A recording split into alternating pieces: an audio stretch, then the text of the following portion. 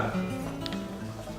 Lo primero que cuando me dijeron que venía Jesús María Silva a dar una charla en la parroquia, yo pensé, qué bien, el abogado de la infanta. ¿Y el abogado de la infanta se llama así? Es un abogado, o sea, dentro del mundo del derecho es un abogado bastante reputado.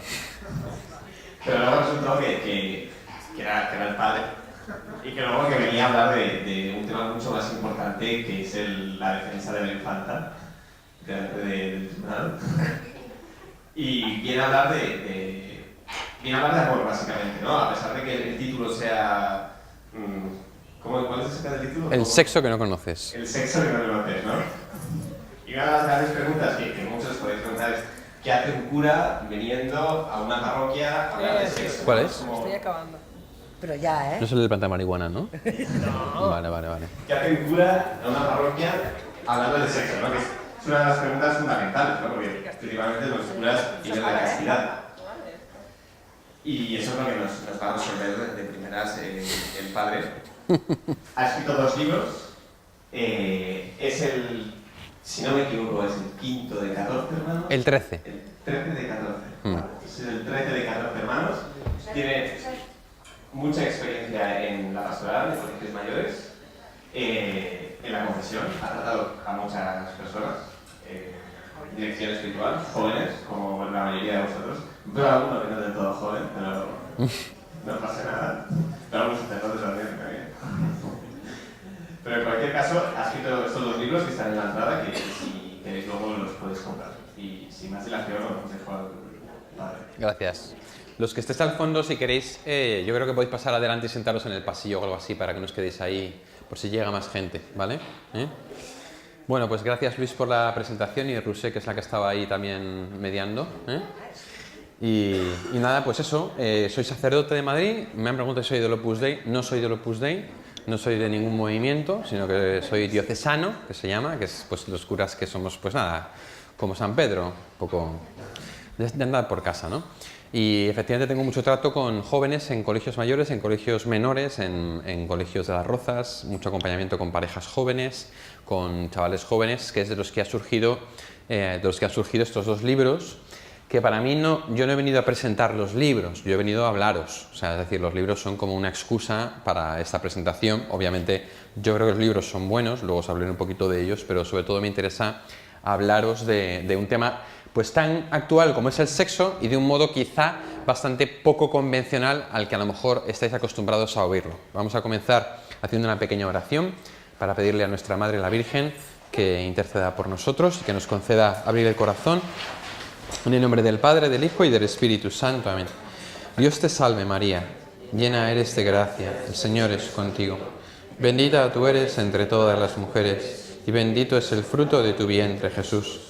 Santa María, Madre de Dios, ruega por nosotros pecadores, ahora y en la hora de nuestra muerte. Amén. En el nombre del Padre, del Hijo y del Espíritu Santo. Amén. Muy bien, sentaos. Vamos a empezar viendo un vídeo, que a lo mejor alguno ya lo conoce, que quiero que luego lo comentemos un poco, el que se atreva a hablar.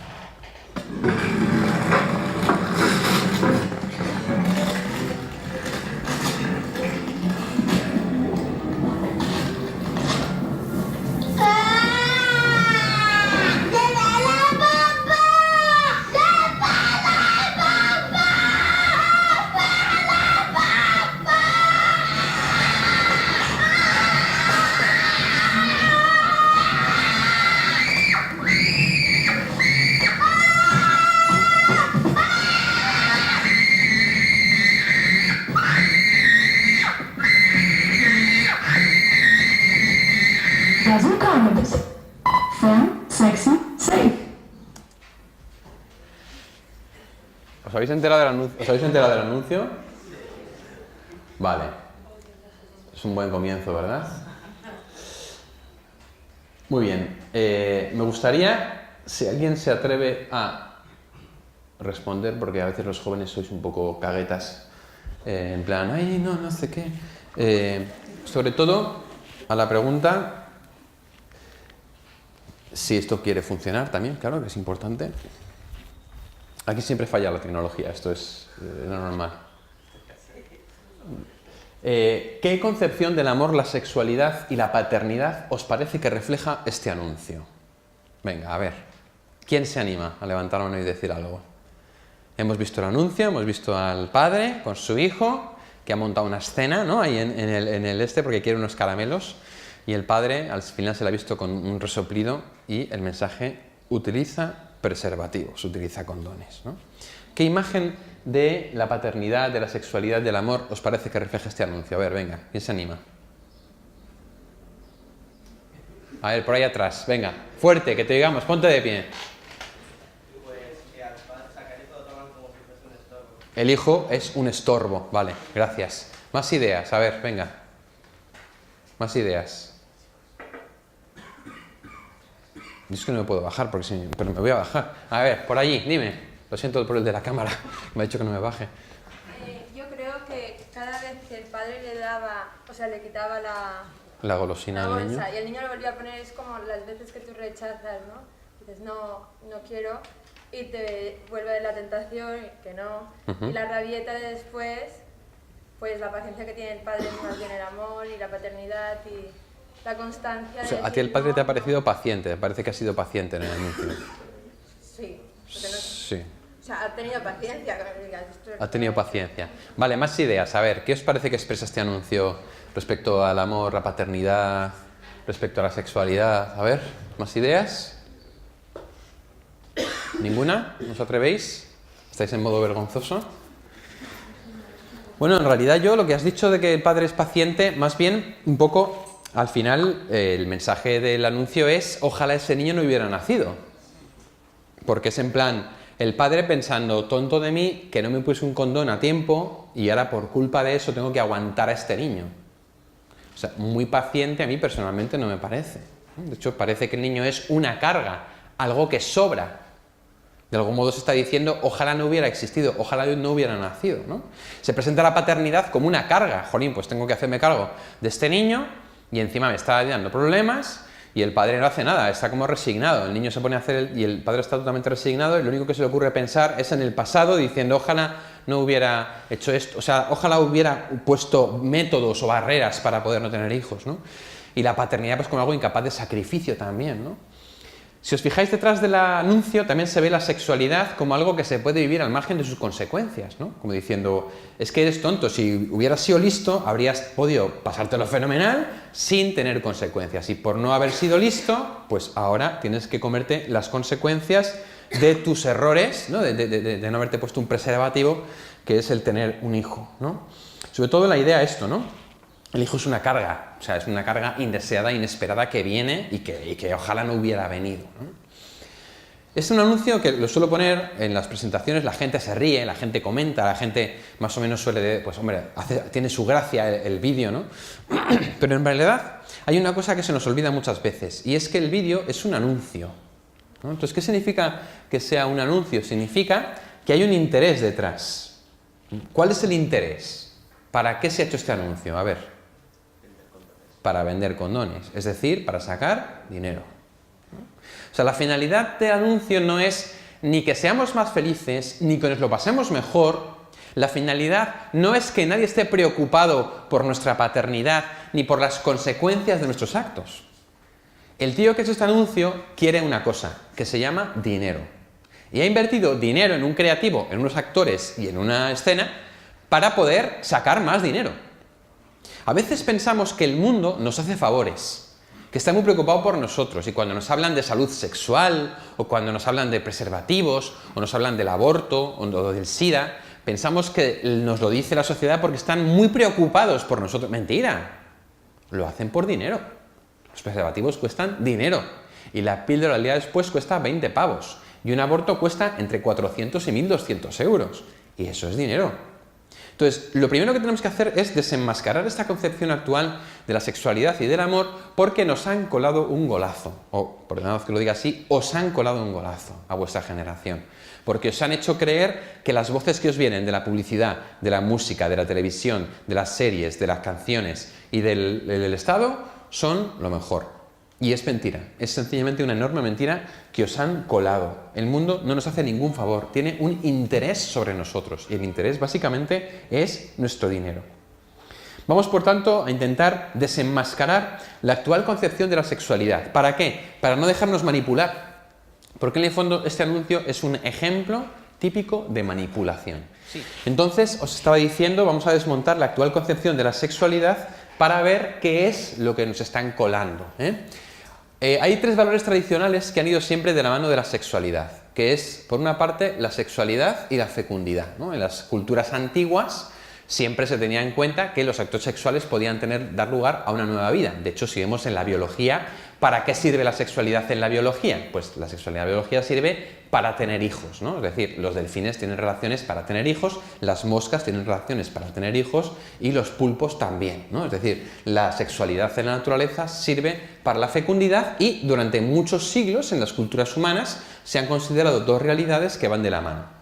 Otros dos valores que han ido de la mano eran la sexualidad y el compromiso. Si investigamos las culturas antiguas, veremos que en todas las culturas antiguas, tanto en las de América del Sur como en las de América del Norte, África, en las culturas asiáticas, la cultura judía, por supuesto, la cristiana, la musulmana, siempre había un rito que precedía a la pérdida de la virginidad.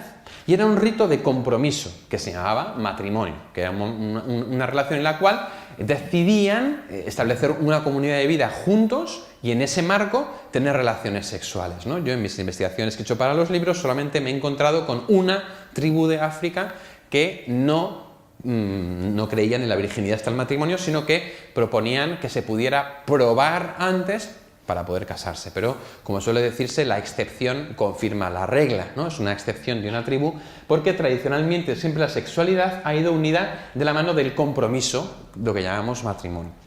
Y otra cosa que hay tradicionalmente unida a la sexualidad es el amor, ¿no? Nosotros queremos a alguien y cuando queremos a alguien lo más normal es que poco a poco las manifestaciones que vayamos teniendo con esa persona se vayan haciendo poco a poco manifestaciones de tipo sexual, ¿no?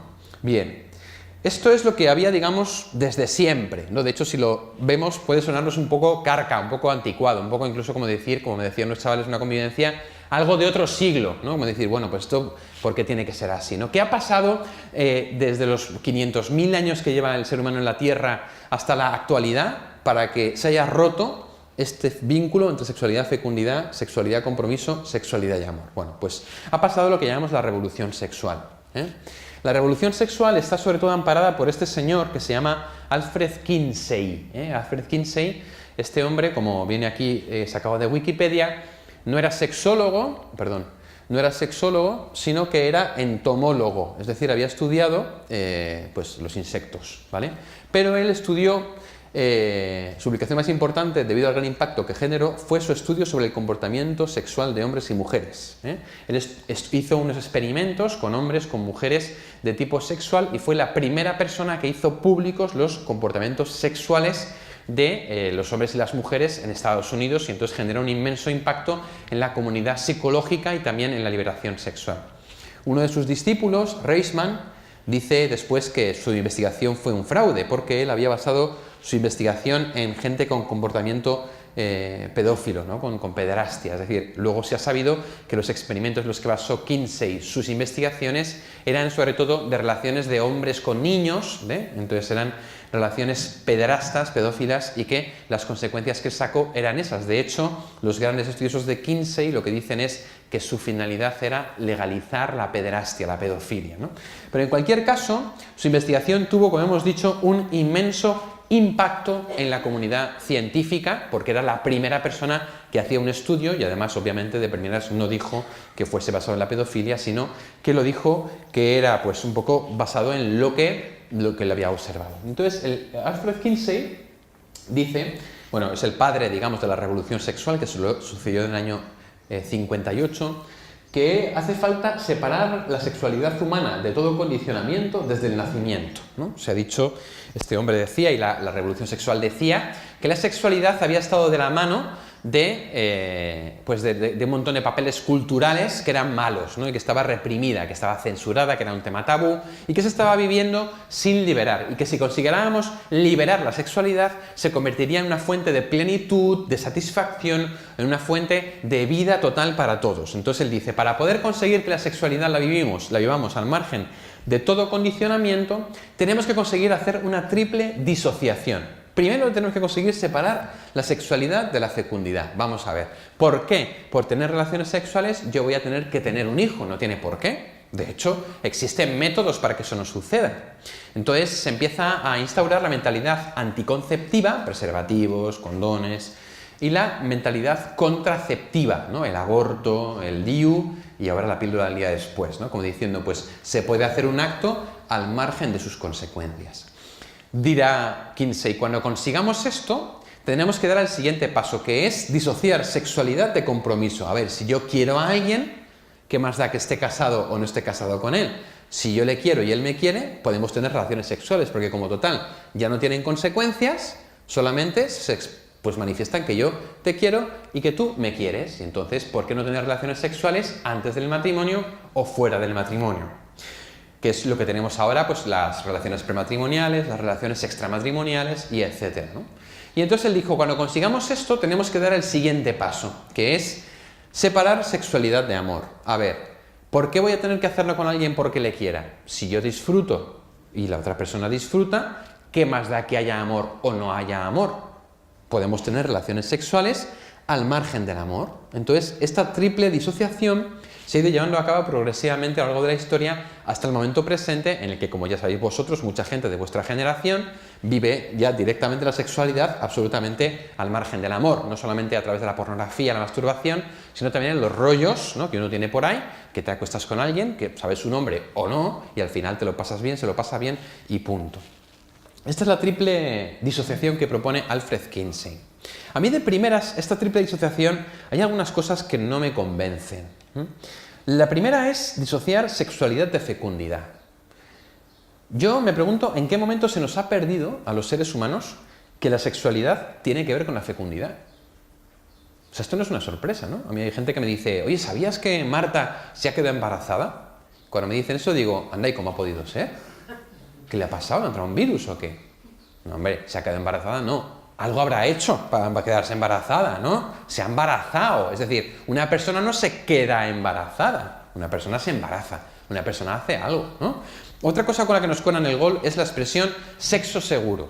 No, es que sexo seguro, toma precauciones, ¿vale? Y habitualmente tomar precauciones solemos decir que es ponte un condón, ¿vale? El condón tiene una tasa de error del 7%, en caso de que esté bien fabricado y bien puesto. Si el preservativo está mal puesto o mal fabricado, la tasa de error crece. Y puedo demostraros esto fácilmente por la cantidad de abortos que hay. ¿Por qué hay tantos abortos? Porque los condones fallan. Los condones no son anticonceptivos 100% seguros. Tienen la tasa de error de al menos un 7%. Eso quiere decir que de cada 100 veces que se hace el amor con condón, 7 podrían dar lugar a un embarazo. O sea que muy seguro no parece. ¿Cómo que toma precauciones? De hecho, de cualquier relación sexual se puede seguir una vida. Y esto no es ninguna cosa sorprendente. Es un dato de la biología, es un dato de la fecundidad biológica normal de la naturaleza. En segundo lugar, disociar sexualidad y compromiso. A ver, ¿por qué en todas las culturas antiguas había un rito que precedía a la pérdida de la virginidad? ¿No os parece sospechoso que hasta hace 50 años eso no se haya puesto en duda? De hecho, hay gente que me dice, a ver, yo es que no soy maduro para tener un compromiso de por vida porque no he acabado la carrera, o porque no tengo dinero, o porque no sé si es el hombre o la mujer de mi vida. Entonces no soy maduro para tener un compromiso. Entonces lo que hago es que yo tengo relaciones sexuales porque quiero a la persona, pero no asumo el compromiso. Vale, pero tú imagínate que tú tienes relaciones sexuales con tu novia y se queda embarazada. Y ese niño nace, que sería lo suyo. Ese niño ya es un vínculo de por vida. Si tú te quedas embarazada, ese niño ya es un vínculo de por vida con su padre. Vengo ahora mismo de dar una charla en el Hogar de María, en un lugar donde acogen a madres que los padres se han desentendido de los hijos y que ellas han querido salir adelante y han sido rescatadas de abortorios y cosas por el estilo. Ya es un vínculo de por vida. Entonces, ¿cómo puede ser que digamos, no soy maduro para hacer un vínculo de por vida, pero sí soy maduro para hacer algo que me puede traer un vínculo de por vida? Embarazos no deseados. Y por desgracia, aborto. Eso las madres valientes que quieren tener el hijo, pues porque eso es, vamos, es chapo y que es alucinante, ¿no? Pero en ese caso tienen un vínculo de por vida. ¿Por qué? Porque el padre del hijo va a ser siempre el padre del hijo. Entonces, yo no entiendo esto. O sea, soy maduro para hacer el amor, pero no soy maduro para asumir sus consecuencias naturales, ¿no? Y luego, en tercer lugar, sexo y amor. Sexualidad no tiene nada que ver con el amor. Pueden ser dos cosas diferentes. Esto me lo dijo un chaval, Álvaro, en clase, cuando le daba clase en cuarto de la ESO. Y dice, no tiene nada que ver, son opciones diferentes. Yo puedo tener relaciones sexuales con una chica porque me guste, yo le gusto y ya está. Y yo le dije, muy bien, Álvaro.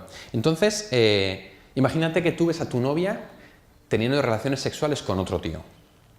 Entonces tú te acercas enfadado, pero tu novia te dice, no, no, tranquilo, Álvaro, que esto no es amor, es solo sexo.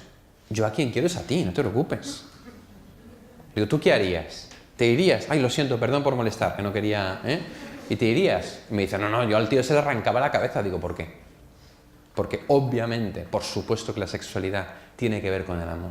De hecho, cuando vivimos la sexualidad al margen del amor es porque ha habido un problema.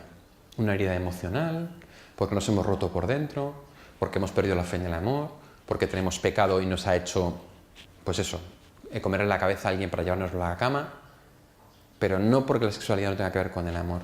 Vamos a profundizar un poquito más en estos significados que la sociedad actual da a la sexualidad. Actualmente, la sociedad actual, frente a los valores tradicionales, da 3 significados a la sexualidad. El primero puede significar te quiero mucho, pues tengo relaciones contigo. El segundo significado puede ser quiero disfrutar contigo, lo que decíamos, si no tiene que ver con el amor, pues lo hago contigo por puro disfrute. Y luego en algunos casos puede significar quiero tener un hijo contigo. No es que hoy tener un hijo esté en los planes de mucha gente, pero es cierto que todavía hay gente por ahí pues que tiene hijos y cosas de esas, ¿no? Bien, el primer significado es, por tanto, te quiero mucho. Ese es el primer significado que tiene la sexualidad en el mundo actual. Esto proviene de la disociación entre sexualidad y compromiso. Parece que se nos dice con que basta que haya amor. Yo te quiero, tú me quieres, pues ya está. Entonces, en ese sentido, la sexualidad sería solamente una expresión de amor, ¿no? Pues yo primero con una persona, pues le doy la mano, luego le doy un beso, luego me lío con ella, luego al final acabo entrando en lo sexual y luego acabo teniendo relaciones sexuales. Es como una especie como de escalada hacia abajo, ¿no? Es un paso más, digamos. Sin embargo, si es solamente un paso más, ¿por qué decimos perder la virginidad? Porque es una expresión que todavía hoy la utilizamos, ¿no? Tú imagínate que estás con tus amigos, te llega un amigo y te dice, he perdido la manidad, porque es la primera vez que le doy la mano a mi novia, entonces he perdido la manidad. O que tú te lías con una chica por primera vez y dices, chicos, he perdido la lengüidad, hemos seguido ya... No lo decimos, todavía decimos pues que ya no soy boquerón, que es lo que se dice ahora cuando uno se ha liado por primera vez, ¿no? Pero no hablamos de perder la lengüidad, la manidad o la mejillidad. ¿Por qué sí que hablamos de perder la virginidad? En el fondo, si os fijáis, mantenemos la idea de pérdida. Es algo que se va y no vuelve. Es algo que se lleva una persona una vez para siempre. Y no puedes perder la virginidad con más de una persona. Lo haces con una persona. Solo que seas un depravado. Entonces ya sí que puedes incluso, ¿no? Es muy importante darnos cuenta de que en las relaciones emocionales el vínculo que se genera entre dos personas no se acaba sin más. No se acaba sin más. Es decir, nosotros no somos robots. No podemos tener una relación afectiva, emocional con un chico o con una chica, dejarlo y decir, pues ya está, no pasa nada. Y de hecho, si tu novia te deja y al día siguiente empiezas a salir con otro, o viceversa, ¿qué piensas? Pues que ya había antes ahí, ¿verdad?, lo que había. Lo normal no es acabar una relación y meterte en otra. Y de hecho la gente que lo hace suele ser porque tiene un problema, tiene una herida, porque no sabe estar sola o por lo que sea, o porque ha sido infiel o cualquier movida de esas, ¿no? Pero es que encima, cuando nosotros tenemos relaciones sexuales, el vínculo que se genera es muchísimo más profundo. Dice la Biblia que cuando el hombre se une a su mujer se hacen una sola carne. Se genera un vínculo fortísimo, potentísimo. Yo recuerdo una vez que una chica me decía, es que a mí me han dicho mis amigas que si lo hago con mi novio me va a unir mucho más a él. Y le dije, claro, por eso no tienes que hacerlo. Y me dice, ¿cómo? Digo, claro, porque ¿y si ese tío luego te deja, qué? ¿Y si resulta que no es como tú pensabas, qué? ¿Y si se aprovecha de ti, qué? Imagínate que empiezas a tener relaciones sexuales y al final el sexo se convierte en el centro de la relación en lugar del amor. Imagínate que empezáis a tener relaciones sexuales y él empieza a quererte por lo que le das y no por lo que eres. ¿Qué es lo que pasó en esa relación? Que se fue a la porra, por supuesto. El vínculo que se genera por las relaciones sexuales es un vínculo muy fuerte, muy profundo, hablaremos luego de ello. No es algo que uno se pueda deshacer sin más y decir, ya está, te dejo, adiós, me voy, y me voy de rositas, como si no hubiera pasado nada. No es cierto. Todavía recuerdo una chica que cuando dejó a su primer novio, que le había quitado la virginidad, dijo, ese se lleva algo que no le pertenece. Ese tío que se está alejando por la calle se lleva algo que no era para él. Y hoy hemos perdido esta concepción. En segundo lugar, quiero disfrutar contigo. Ya lo hemos visto, ¿no? Que proviene de la disociación entre sexualidad y amor. Total, si queremos disfrutar juntos, ¿por qué no? Porque es verdad que no hay un placer inmediato más fuerte que el placer sexual. O sea, a todos nos tira la sexualidad, ¿no? De hecho, hoy en día está por todas partes, se utiliza hasta para vender coches, hasta para vender colonia, para vender todo, para vender series, para vender películas, para absolutamente todo, ¿no? Y eso nos falta en las farmacias. Yo no sé ya dónde nos falta que nos metan sexo para vender, ¿no? Sin embargo, pasar del quiero disfrutar contigo al me aprovecho de ti para disfrutar es muy fácil. En el momento en el que introducimos el sexo como algo para tener placer, qué fácil se vuelve la manipulación. Que al final los chicos les digan a las chicas lo que quieren oír para conseguir sacarles lo que quieren sacar de ellas. O que nos pongamos en cierta situación porque sabemos a dónde nos va a llevar. Y entonces caemos fácilmente en la manipulación. Yo conozco parejas de novios, por ejemplo, que uno es virgen y el otro no. Y cuando empiezan a salir, el que no es virgen le dice al que es virgen, yo te respeto. Es tu opción, yo te respeto. Un respeto que dura 3 meses, porque a los 3 meses empiezan las presiones. ¿Qué pasa? ¿Es que no me quieres? ¿Pero qué pasa? ¿Pero es que eres estrecha? ¿O es que qué pasa? ¿Que no te pongo? ¿Qué pasa? ¿Que es que no tal? Pero que, oye, que todo el mundo me está preguntando que si ya lo he hecho contigo. Es que esto... O buscar situaciones como quedarse a solas en la casa. Súbete a casa a ver una peli. Hace poco una chica que acompaño que ha perdido la virginidad sin quererlo, porque, bueno, sin quererlo, no sin querer, pero sí sin quererlo, que no es lo mismo, ¿no? Que al final su novio le invitaba siempre a subir a su casa a ver una peli en su habitación. Hombre, chica, pues no hay que ser muy lista para saber por dónde van los tiros. El chico te ha respetado los primeros 3 meses y después ha empezado a hacer presión. Porque qué fácil es pasar del quiero disfrutar contigo al me aprovecho de ti para disfrutar. Por desgracia, hoy muchas veces, sobre todo, yo hablo de la perspectiva de los chicos, las chicas con las que los chicos se lían por la noche son poco más que una muesca en el rifle, es decir, es que me he liado con 3, es que me he liado con 4. Hay un chaval que luego se convirtió, ahora está en el seminario, pero que era un chaval que era muy ligón antes de ser seminarista y ahora también, lo que pasa es que ahora ya no sale con chicas. Y este, por ejemplo, pues lo que jugaba con sus colegas era a ver con quién se liaba con más, se hacían una lista. Mónica, Paula, chica 1, chica 2, porque no sabían ni los nombres. Y al final a ver quién ganaba. Eso es muy triste. Pero es que esto sucede, la manipulación, el contarle un cuento para llevártelo a la cama, ¿no? Como suelen decir, ¿eh?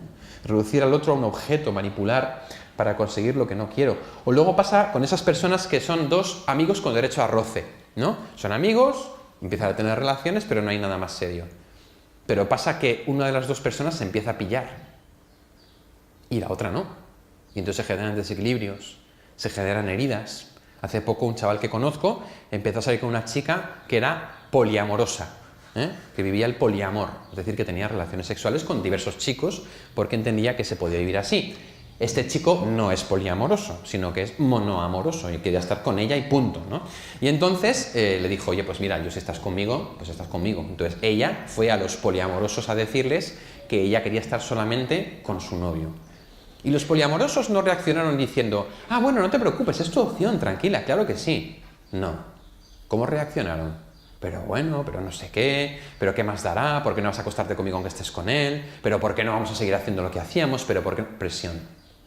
Porque en el fondo no se llama poliamor, se llama prostitución gratis, no poliamor. Y en el fondo es lo que le pasó. Hay una cosa muy importante que tenemos que tener clara y que yo espero que se os grabe en el corazón como una de las conclusiones fundamentales de esta charla. No se puede implicar el cuerpo sin implicar el corazón. No puede ir el cuerpo por un lado y el corazón por otro. El alma por un lado y el cuerpo por otro. La mente por un lado y el cuerpo por otro. No es cierto, no funciona. Somos una unidad de cuerpo, alma y espíritu, de corazón, de psicología, de afectividad, de espiritualidad. Y cuando implicamos el cuerpo, implicamos el corazón. Ahora os explicaré a qué me refiero con esto. La revolución sexual ha traído cosas buenas. Una mayor conciencia de la importancia de la sexualidad, una mayor libertad y empoderamiento de la mujer, una mayor importancia del placer dentro de las relaciones sexuales. Sin embargo, si miramos 50 años después de la revolución sexual y vemos las consecuencias, si somos sinceros, ¿qué veremos? ¿Qué es lo que más se ha extendido durante estos 50 años después de la revolución sexual? Infidelidades, cada vez más comunes, abusos. Hoy venía en el coche hablando con Ángela, que ya es trabajadora social, que ha estado en una charla sobre abusos sexuales. Ahora parece que solamente los curas abusamos de niños. Eso es una estupidez. O sea, por desgracia hay curas que abusan de niños, pero la inmensa mayor parte de los abusos son intrafamiliares, por parte de un padre, de un trío, de un primo, de un amigo. Un 70% más o menos. El otro 30% son entrenadores físicos, preparadores físicos, profesores, psicólogos. Muchísimos abusos cada vez más. Me decía esta Ángela Ruiz con la que venía en el coche que en el fondo la conclusión que han sacado del curso que han hecho sobre abusos es: estamos enfermos de sexo. Estamos enfermos de sexo, ¿no? Engaños, manipulación, frustración que genera cuando alguien te utiliza, ¿verdad?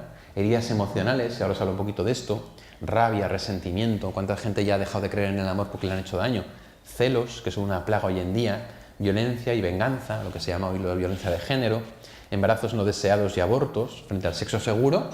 Sin embargo, cada vez hay más embarazos no deseados y abortos, las enfermedades, no solamente el SIDA, sino la clamidia, la gonorrea, también el herpes vaginal, el papiloma humano, enfermedades, por cierto, que casi todas los hombres somos portadores, pero no las sufrimos. Las mujeres las sufrís. O sea, tú te acuestas con un hombre que tiene el VPH, el papiloma humano, y él no sufre nada, pero tú sí, porque él no tiene las consecuencias, es portador, ¿no? Que eso también es una de las cosas que tampoco se suelen decir. Familias rotas, cada vez más. Caída en picado de la autoestima, muchas veces, la anorexia, la bulimia, el tema de no me quieren, de rebajarse para conseguir lo que quiero de la otra persona, ¿no? Machismo, desprecio de la mujer, ahora os explicaré por qué pongo esto aquí. Suicidios, Quiero explicar algunas cosas que pongo aquí porque quizá no sean muy claras.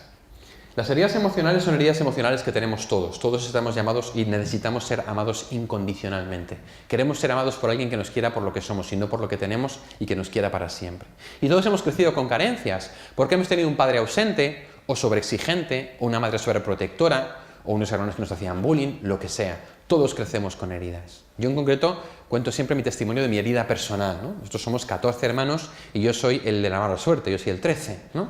Entonces, ¿qué pasa? Que en mi casa, pues mis padres estaban súper volcados con mis hermanos mayores.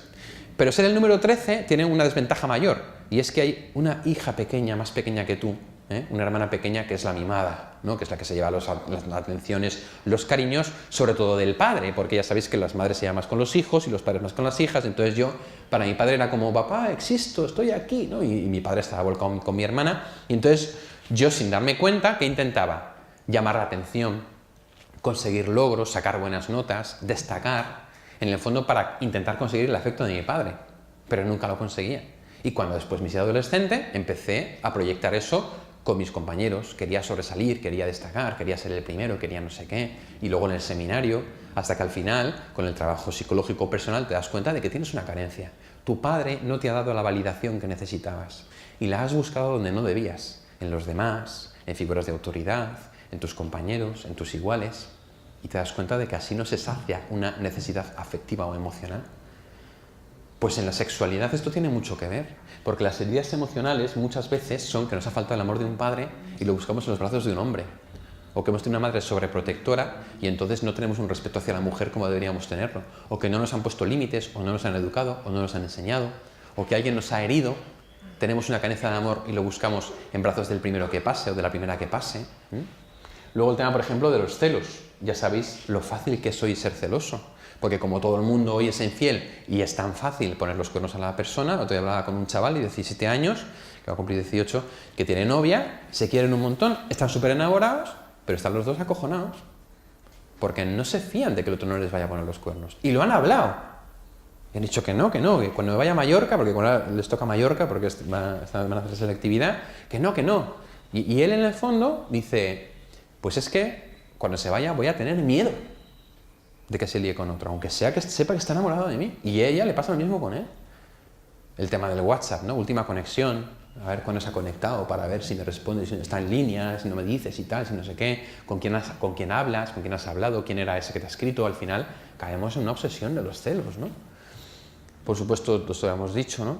Luego el tema del machismo y el desprecio de la mujer. Os lo digo por dos cosas que yo he visto en mi experiencia como sacerdote. La primera, ¿cuántas veces hay chicas que se han arrastrado y se han dejado manipular para darle al hombre lo que ellos esperaban de ellas? Pienso en una chica en concreto, no voy a decir su nombre, que su novio le puso los cuernos. Y entonces ella, en lugar de decir, este tío es un desgraciado, le voy a dejar, pensó, es que no soy suficientemente guapa para él, porque se ha fijado en otra, pues será porque yo no soy suficiente. ¿Y qué empezó a hacer? Empezó a vomitar después de comer, empezó a no comer. Al final acabó teniendo anorexia, bulimia, porque ella se sentía que tenía que ser más guapa para su novio. Esa relación acabó fatal, por supuesto, como podéis comprender. Y esto yo lo he visto mucho. Muchas veces hay una presión indirecta, porque como los tíos todos van a lo que van, pues entonces habrá que darles lo que piden para no perderles. Y al final, como decía una vez un letrero que vi, el sexo es el precio que las mujeres pagan por el amor. Y por desgracia, a veces es así. Pero también pensemos en la pornografía. La pornografía es súper extendida. 35% de páginas web te ofrecen banners para acceder a contenido pornográfico. ¿Y la pornografía qué modelo de mujer nos muestra? Una mujer sumisa, dispuesta a hacer lo que quiera el hombre, 24/7 disponible, que soporta cualquier vejación, cualquier tipo de humillación.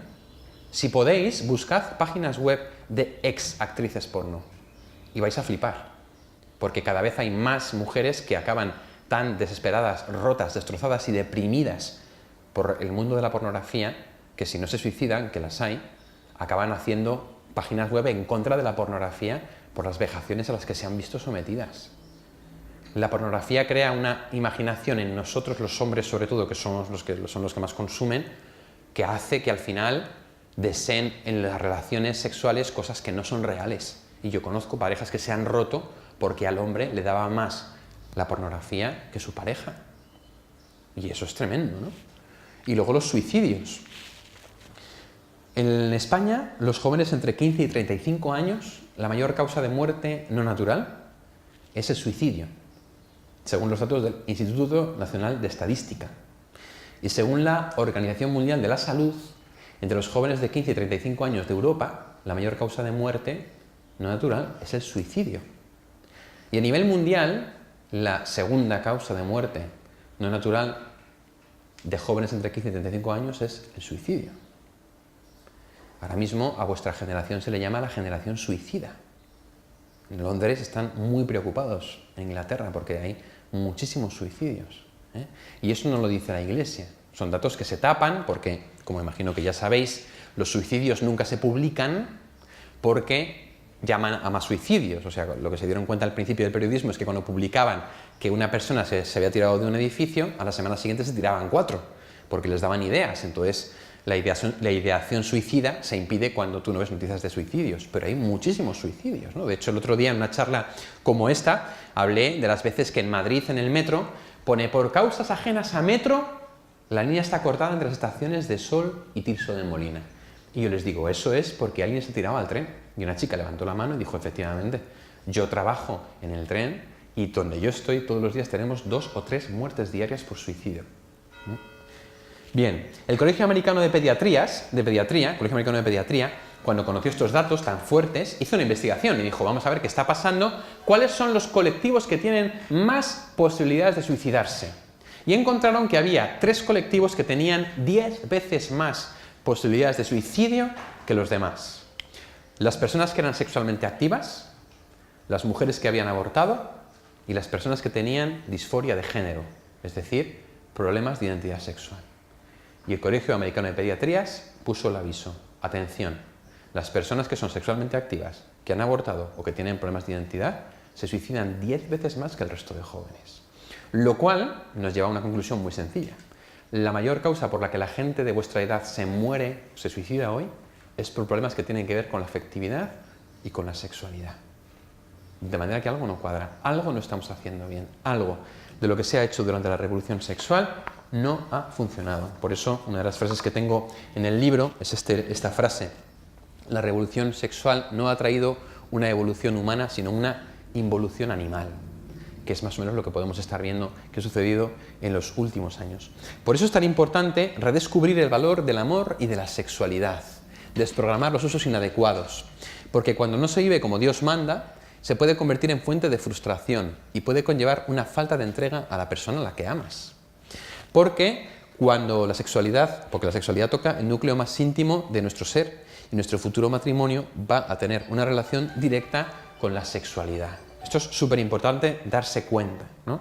Nosotros, nuestra futura vida, la mayor parte que estamos aquí, nuestra vocación entenderemos que será el matrimonio, y el matrimonio tiene una relación directa con la sexualidad. Si nosotros no cuidamos la sexualidad, va a afectar directamente a nuestro matrimonio. Yo acompaño muchos matrimonios en los cuales lo sexual ha sido un problema por las experiencias previas que han arrastrado hacia el matrimonio, ¿eh? Por eso, como dice la Biblia, por encima de todo cuida tu corazón, porque de él mana la vida, que es una cita del libro de los Proverbios y que es muy importante, ¿eh? Por encima de todo cuida tu corazón. ¿Cuál es el verdadero significado de la sexualidad entonces, ¿no? Os pongo aquí un par de fragmentos del libro Naranja. Bueno, perdón, primero os explico, ¿no? La sexualidad no significa te quiero mucho, como dice el mundo, sino te quiero totalmente, es decir, con todo mi corazón, ¿no? La entrega sexual expresa la entrega total de la persona en cuerpo y alma. Cuando me entrego sexualmente a alguien, no le estoy dando una parte de mí, sino que me estoy entregando yo mismo. Me estoy dando totalmente, abriendo absolutamente mi intimidad a quien también se me da por entero, abriendo absolutamente su intimidad en un acto que me une más que ningún otro a la otra persona. Acto que de por sí puede generar una vida. Estoy entregando mi corazón. Y mi corazón no está hecho para irse rompiendo a cachitos e irse quedando dividido entre todos aquellos con los que voy teniendo relaciones, sino para entregárselo exclusivamente a una sola persona. Mirad una cosa muy importante de aquellos que estáis llamados al matrimonio, que entiendo que seréis la mayoría, porque al final es el anhelo que hay en nuestro corazón. El objetivo de nuestra vida no es encontrar a muchas chicas, a muchos chicos, es encontrar a una o a uno. Nuestra vida está hecha para encontrar a esa persona. Y no es que entre tanto tenga que entretenerme teniendo relaciones con unos o con otros, sino que entre tanto tengo que buscar a la persona. De manera que si a mí un chico me gusta, una chica me gusta, primero tengo que conocerle, conocerla, ver cómo es, ver por dónde va, ver si es la persona que merece la pena, ver si me quiere como merezco ser querido, ser querida, empezar una relación con él en castidad, sin darle lo que no le corresponde todavía, hasta el día que me jure que me va a amar para siempre.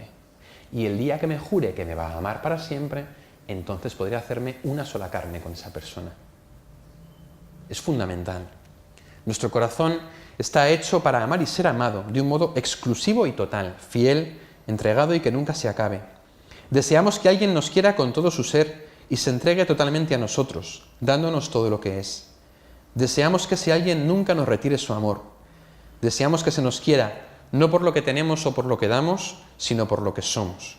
Como el ser humano es cuerpo y alma, también el amor ha de ser en cuerpo y alma, con todo el ser.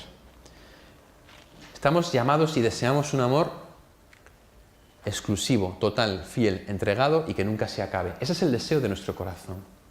¿Cuántos divorcios conocéis que hayan acabado bien?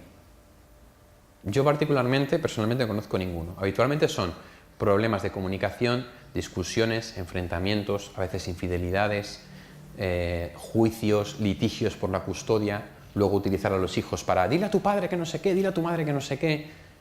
Los divorcios habitualmente se viven como un fracaso. No es que llegue una pareja a un punto que diga, bueno, pues nada, hasta aquí hemos llegado, estuvo bien mientras duró, pues nada, tú por allí, yo por aquí, pacíficamente. La mayor parte se viven como rupturas. ¿Por qué? Porque en el fondo los seres humanos estamos llamados a tener un amor para siempre, anhelamos un amor para siempre, deseamos un amor para siempre. El otro día iba en Madrid por la calle y me paré en un paso de cebra por el que cruzaban dos ancianos, un anciano y una anciana cogidos del brazo, despacito, andando ahí por el paso de cebra, ¿no? Y yo ahí esperando con el coche. Cuando les estaba mirando digo, qué bonito. Estas dos personas han envejecido juntas. Se conocen todo de sí mismas. Saben perfectamente cómo respira el otro. A lo mejor en su vida ya no hay una gran pasión sexual, pero hay una complicidad que no tiene precio. Se quieren, se apoyan, se cuidan, van juntos. ¿No es este el deseo que tenemos en el corazón, en el fondo?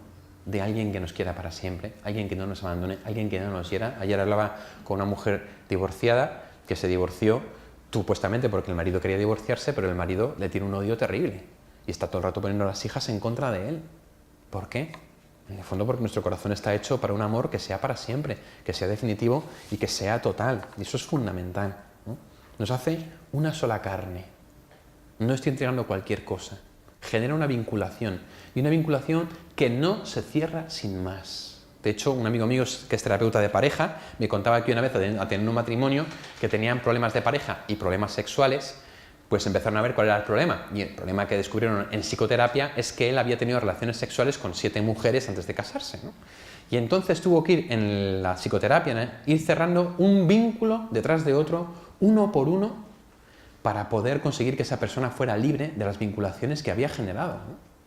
Las vinculaciones que genera la sexualidad no desaparecen sin más, porque implican lo más profundo del corazón. En segundo lugar, la sexualidad no es quiero disfrutar contigo, sino amar o te disfruto. Ya hemos visto lo fácil que es caer en la manipulación. Aquí la cuestión es muy importante, la cuestión clave. El placer no es un fin, es un medio. Cuando en las relaciones sexuales convertimos el placer en un fin en sí mismo, nos cargamos todo. Porque entonces buscamos el placer por sí mismo y somos capaces de utilizar al otro, manipularlo o lo que sea. Pero cuando en las relaciones sexuales el placer es un medio para entregarme al otro, un medio por el cual me entrego al otro, hago disfrutar al otro, hago que el otro se lo pase bien, me entrego a él verdaderamente, entonces el placer adquiere su lugar dentro de las relaciones sexuales en el matrimonio. Dios ha querido que las relaciones sexuales tengan placer y ha querido que el placer esté al servicio del gozo y de la entrega de los esposos. Pero cuando lo convertimos en un fin en sí mismo, lo destruimos. Y luego, en tercer lugar, la sexualidad no es quiero tener un hijo contigo, sino entregándome a ti puedo dar lugar a una nueva vida. Es lo que os explicaba de que, biológicamente hablando, la sexualidad puede tener una nueva vida. Y una nueva vida siempre es un vínculo de por vida. Entonces, si no estás preparado para asumir las consecuencias de lo que haces, entonces no estás preparado para hacerlo. Una vez una chica me decía, es que yo ya sé que él es el hombre de mi vida, yo sé que soy la mujer de su vida, ¿y por qué no podemos tener relaciones? Le dije, a ver, ¿tú sabes que es el hombre de tu vida? Sí. ¿Y él sabe que tú eres la mujer de su vida? Sí. Pues casaos. No, pero es que no estamos preparados para casarnos. Pero sí para tener relaciones, lo cual puede traer lugar a un hijo. No, hombre, no. Haz las cosas bien, cásate. Pon el marco de un amor para siempre, de un amor para toda la vida, de un amor comprometido, de un amor en el cual el otro te dice que te va a amar en la salud y en la enfermedad, en la prosperidad y en la adversidad, que va a estar contigo siempre, a full, que quiere envejecer contigo, que te va a amar incondicionalmente. Y en ese contexto, entrégale tu cuerpo, entrégale tu intimidad, entrégale todo tu ser. En ese contexto, haz ese acto sexual que puede traer lugar a una nueva vida. Y entonces todo adquirirá su orden, porque si no, lo estás cambiando de orden, ¿eh? Quiero poneros un vídeo ahora, otro vídeo, para hablar de este tema que pone en la diapositiva, la restauración de la virginidad.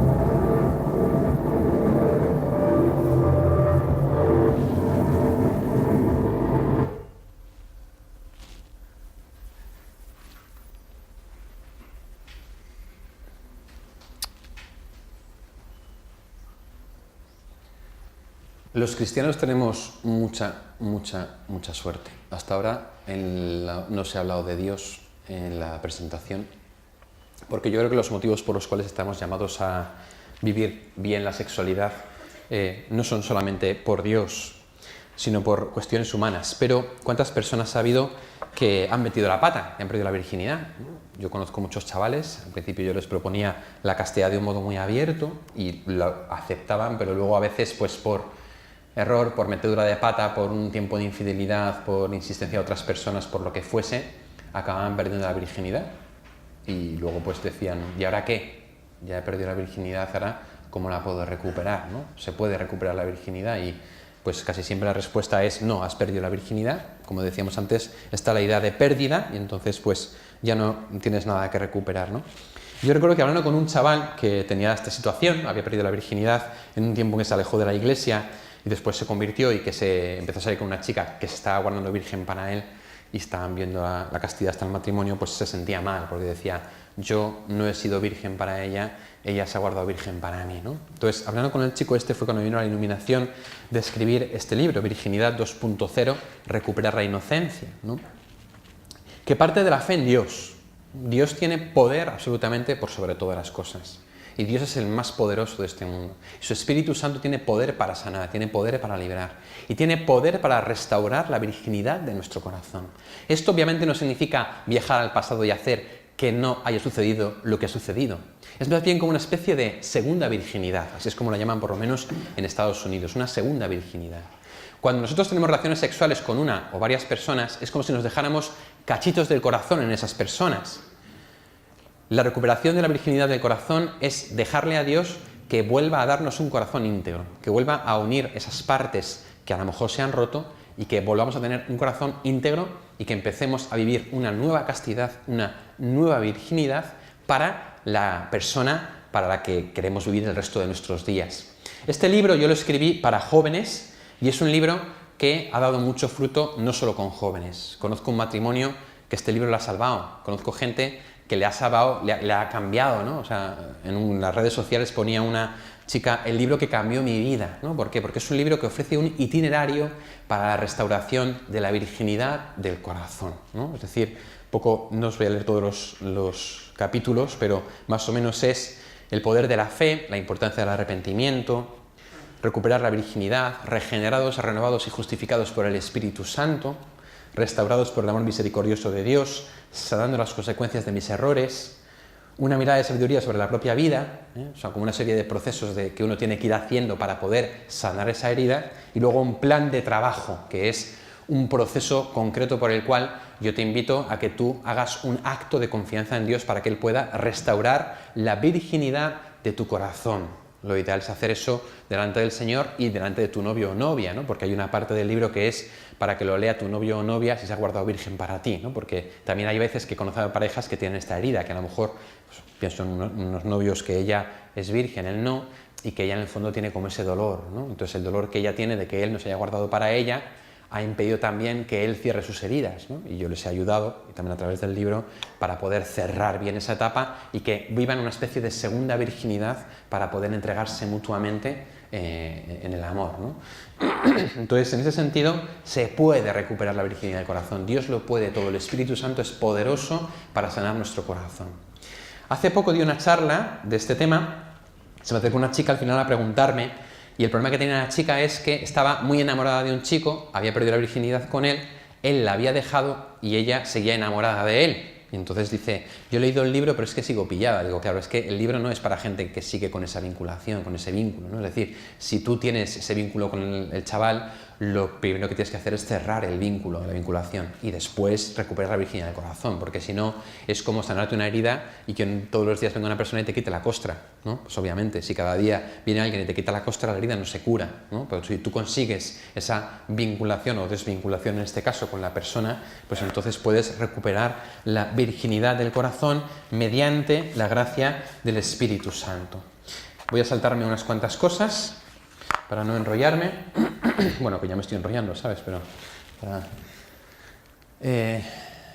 el matrimonio es la vocación a la que la mayor parte estáis llamados vosotros, ¿no? La vocación fundamental que tenemos es el amor. Y el amor a veces nos lo han definido mal, como una sensación, como un sentimiento, como un efluvio. Lo más profundo del amor es la entrega. Cuando yo me entrego totalmente a otra persona, me doy totalmente a ella y ella se da totalmente a mí, ¿no? Y esa entrega toma la forma de un compromiso en el matrimonio. Es verdad que el compromiso nos puede dar miedo, ¿no? Que podemos tener miedo al compromiso. De hecho, hoy en día se rompen muchos matrimonios y hay no pocas veces jóvenes con los que he hablado me han preguntado, pero ¿y yo cómo sé que la persona con la que me voy a casar es la persona de mi vida y que no me va a hacer daño, ¿no? Que es el tema del noviazgo, ¿no? El noviazgo es muy importante porque, aunque sea poco romántico lo que voy a decir, el noviazgo es el proceso mediante el cual entablo una relación comprometida con una persona para discernir si es el hombre o la mujer de mi vida, ¿no? O sea, el noviazgo no es un tiempo para entretenerme, no es un tiempo para verlas venir, es un tiempo que sirve para ver si tú eres la persona de mi vida. Entonces, ¿qué problema hay? ¿Por qué hoy muchos matrimonios se rompen? Porque no han hecho un noviazgo bueno, no han hablado de lo que tenían que hablar, no se han planteado las cosas como eran, se han idealizado mutuamente, se han ocultado cosas importantes. Entonces, cuando un noviazgo no va bien, el matrimonio es raro que vaya bien. Sin embargo, cuando un noviazgo se hacen las cosas bien, se habla lo que hay que hablar, se ponen sobre la mesa todas las cartas, se habla con sinceridad, se habla de todo corazón y se tratan los temas que hay que tratar, como por ejemplo las heridas emocionales que arrastramos del pasado, entonces ese matrimonio puede dar fruto. Porque llego delante del altar no con un desconocido, ni con una persona que me ha engañado o a la que he idealizado, sino con alguien a quien conozco de verdad y que me va a decir: te voy a amar para toda la vida, en la salud, en la enfermedad, prosperidad, adversidad, tristeza, alegría, te voy a amar para siempre. Me puedo comprometer contigo porque te quiero, me conoces, te conozco, conocemos nuestras virtudes y nuestros defectos. Y nos elegimos mutuamente para poder así amarnos para toda la vida, ¿no? Y por eso es muy importante hacer las cosas bien en el noviazgo, ¿no? De manera que el noviazgo no se convierta, pues eso, ¿no? en un tiempo para pasar el tiempo y ya está, ¿no? Soy custodio de la pureza del otro, ¿no? Tú imagínate que tienes un novio y una novia y que tú no sabes si es el hombre o la mujer de tu vida, ¿no? A lo mejor su virginidad no te pertenece, le pertenece a otra persona, a su futuro marido, a su futura mujer. En ese sentido, cuando tú tienes un novio o una novia, tú eres custodio de su pureza. Y ya, si te casas con él, entonces podéis entregaros mutuamente el debido amor del cuerpo y del espíritu, como dice la liturgia, ¿no? Podéis entregaros sexualmente. Pero si no es la mujer o el hombre de tu vida, si aún no estáis casados, su sexualidad no te pertenece, su virginidad no te pertenece. Custódiala. Custódiala para ti el día que te cases con esa persona, o custódiala para la persona adecuada el día que se case con ella. Y al mismo tiempo custodia tu pureza, porque a lo mejor esa persona con la que estás es el hombre o la mujer de tu vida y en su momento le darás tu virginidad, pero a lo mejor no es el hombre o la mujer de tu vida, pues no se la des cuando no le corresponde. Eso es muy importante. Bueno, pues el libro Virginidad 2.0, Recuperar la inocencia, que ya os he dicho de qué va. Este va sobre lo que hemos estado hablando en la charla, un poco de por qué la sexualidad está llamada a darse dentro del matrimonio, ¿vale? Los libros están fuera a la venta. Este cuesta 10, este cuesta 15. Yo no me llevo ningún porcentaje de los libros. He querido renunciar a mi parte económica, ¿eh? Lo que pasa es que yo los cobro porque tengo que pagárselos a la editorial, ¿no? Se los he comprado a las editoriales y se los tengo que devolver. Pero si alguno no tenéis dinero o no tenéis suficiente, dad lo que podáis y os lleváis. Es decir, que lo que me importa no es que compréis este por 15 y este por 10, sino que os ayude, ¿vale? Y estas son mis redes sociales, para que me sigáis en Instagram, en YouTube y en Facebook. Muy bien, pues hasta ahí la charla. Y ahora me gustaría, de todo lo que hemos hablado, si os gustaría hacer alguna pregunta, alguna sugerencia, alguna corrección, sobre todo los más jóvenes, pero no necesariamente los más jóvenes. Si queréis comentar algo, preguntar, alguna duda que os haya quedado en el tintero, alguna cosa que queráis saber. A ver. ¿Alguien se anima? ¿Tiene alguna pregunta? Alguien puede decir: yo no estoy de acuerdo contigo, Jesús. Ahora, imagínate que un sacerdote levanta la mano y dice: yo no estoy de acuerdo. A ver. Cuando has dicho que un noviazgo, que se conozcan los dos, que se pongan las cartas boca arriba, que se hablen de las cosas interesantes, auténticas, no recuerdo la palabra que he utilizado, ¿podrías explicarme un poquito esas cosas? ¿Cuáles son? Sí, muchas gracias. Gracias por la pregunta. Es verdad, yo he dicho que hay temas que hay que tratar en el noviazgo y que son fundamentales, ¿no? Un poquito lo que yo he preparado un curso de novios sin fecha de boda con la Amoris Laetitia, que es un documento del Papa muy importante. Y bueno, a raíz de eso sacaré un libro este año que se va a llamar Tensión en pareja y que habla un poquito mejor de esto, pero lo explico, ¿no? Cada uno de nosotros tenemos unos principios irrenunciables, que son cosas a las que no estamos dispuestos a ceder.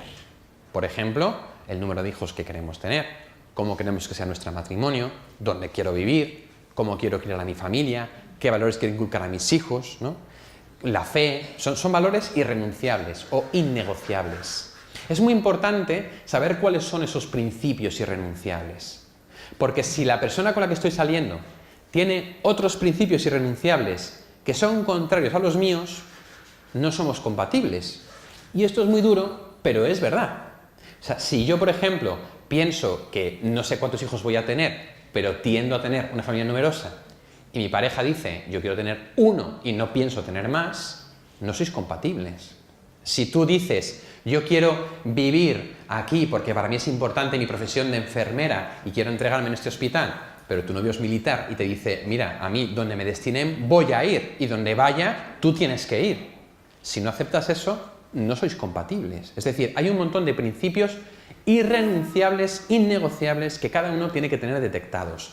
Cuando uno se enamora, habitualmente nos quedamos un poco ciegos y entonces nos olvidamos de los principios innegociables. Vemos a la otra persona con la mejor luz posible y entonces pensamos que va a ser siempre así o que las cosas que no nos gustan ya cambiarán o que no son para tanto. Cuando un noviazgo es serio, hay que sentarse para ver qué principios innegociables tenemos cada uno de los dos y si son compatibles.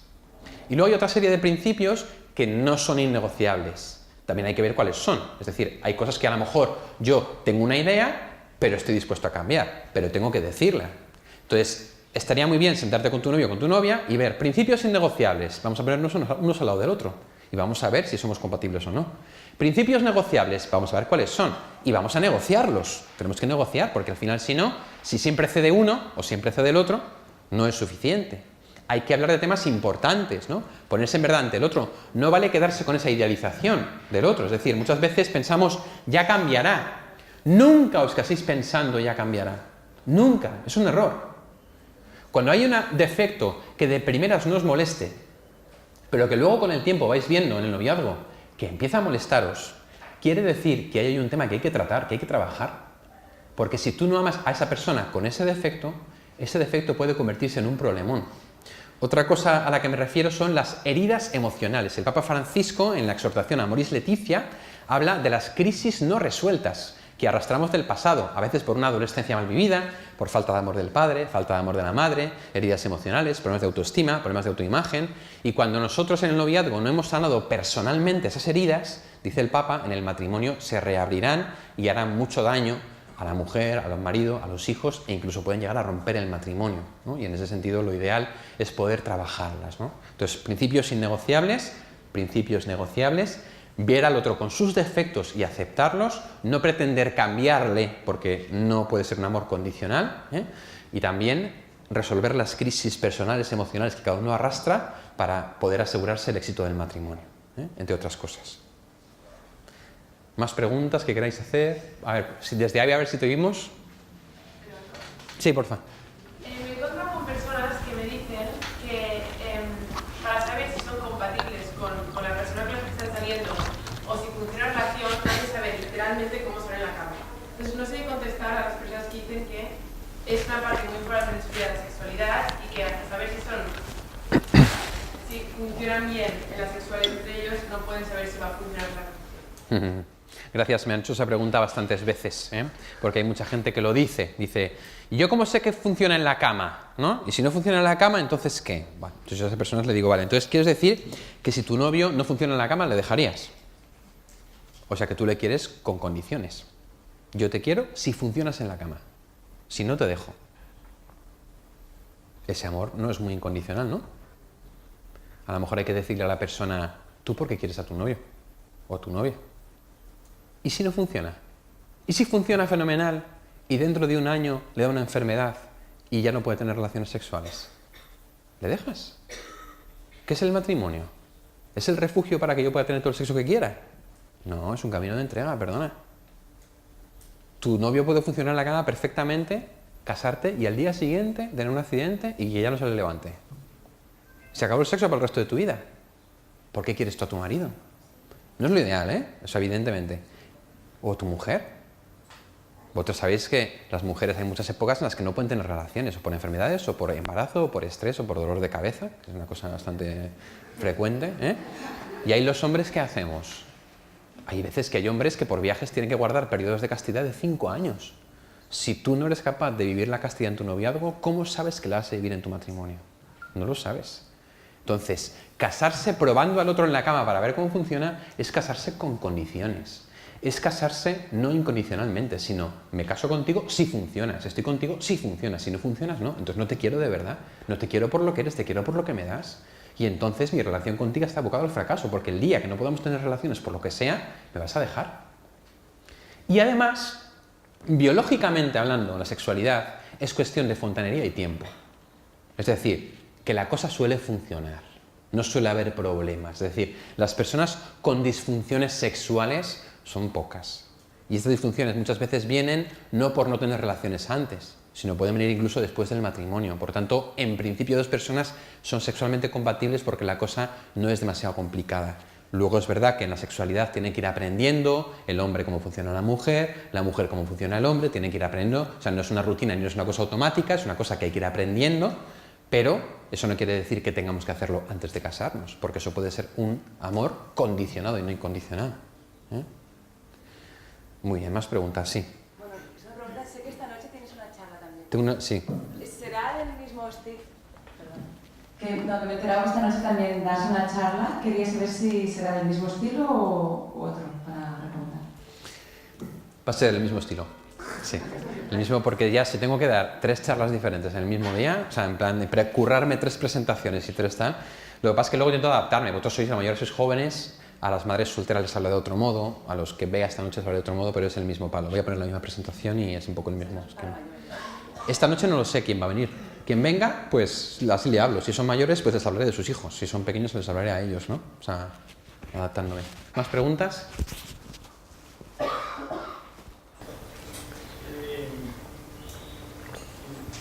has dicho que la mayoría tenían la vocación al matrimonio, ¿no? Porque está inscrito en la naturaleza por Dios. ¿Cómo vive el sentido de la sexualidad una persona que está llamada al celibato? Pues mira, ha preguntado que cómo vivimos la sexualidad o el sentido de la sexualidad las personas que estamos llamados al celibato.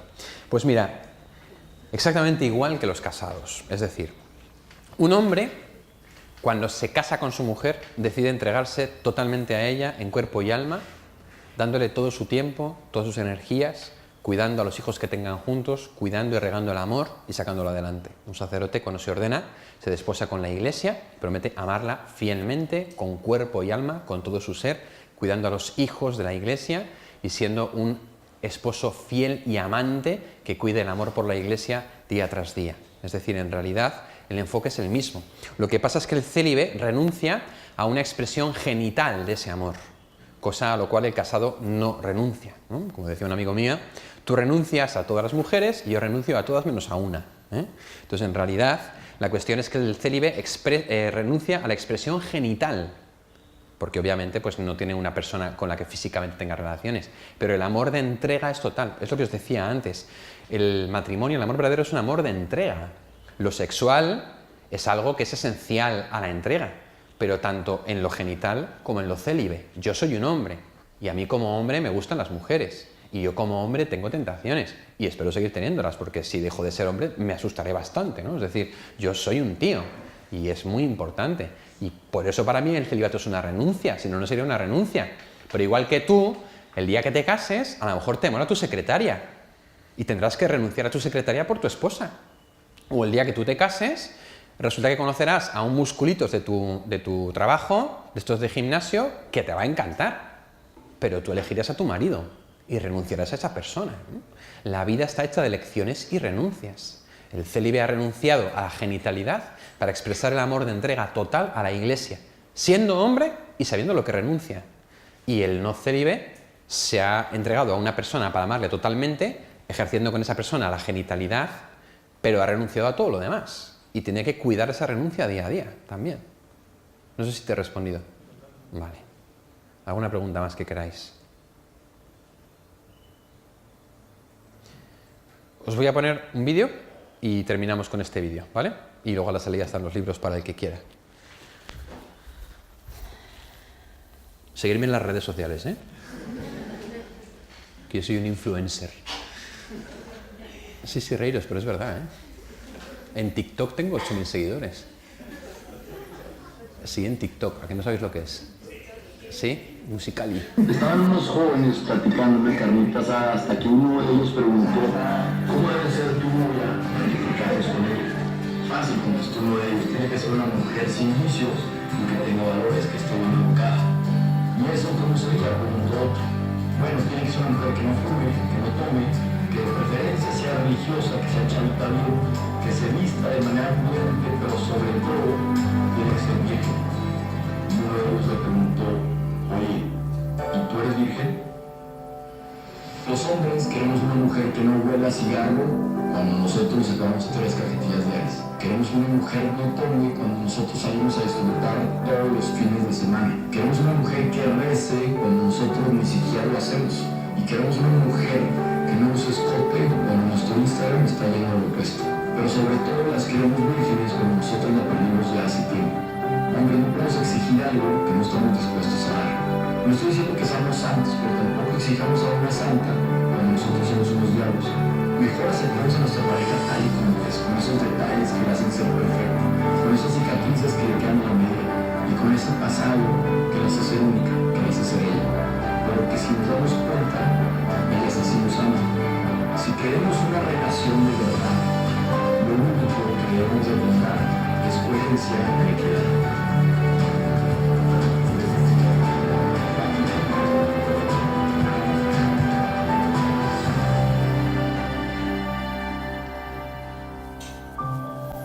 Bueno, pues terminamos con Gloria.